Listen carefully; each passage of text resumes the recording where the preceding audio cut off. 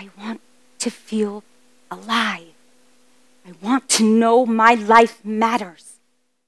When I grow up, I'm gonna be an actress and a mommy. I just wanted my daughter to live. We'd cuss up a storm all the way to soccer practice. Well, honey, how did it go? Toto! Cut! All of my life, I thought I was missing out on really deep, meaningful conversations.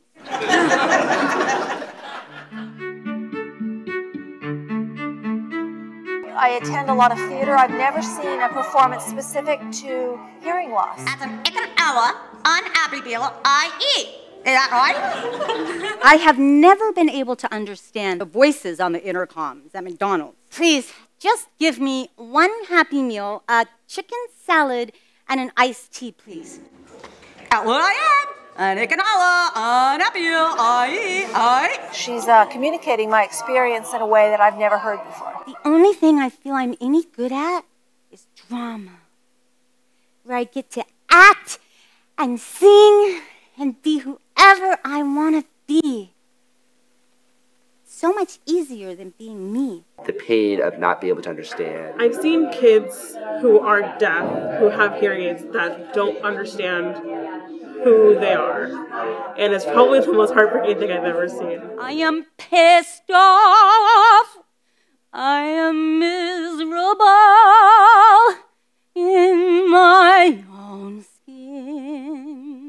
And her story relates in such a very personal level that it touches everybody's heart, whether they're hard of hearing or not. Question: why don't some parents get their child's hearing loss treated? Answer: denial. Question: whose problem is hearing loss?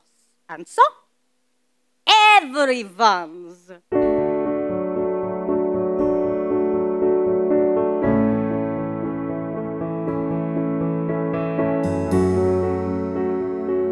I stopped going to the theater and movies because there was no accessibility. For years, Town Hall in Seattle is the first arts and entertainment venue that has installed a loop.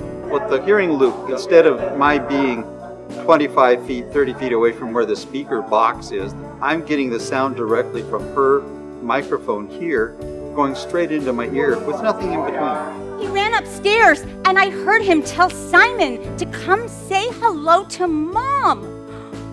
I heard every word upstairs.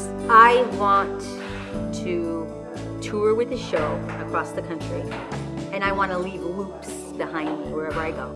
Hearing loops.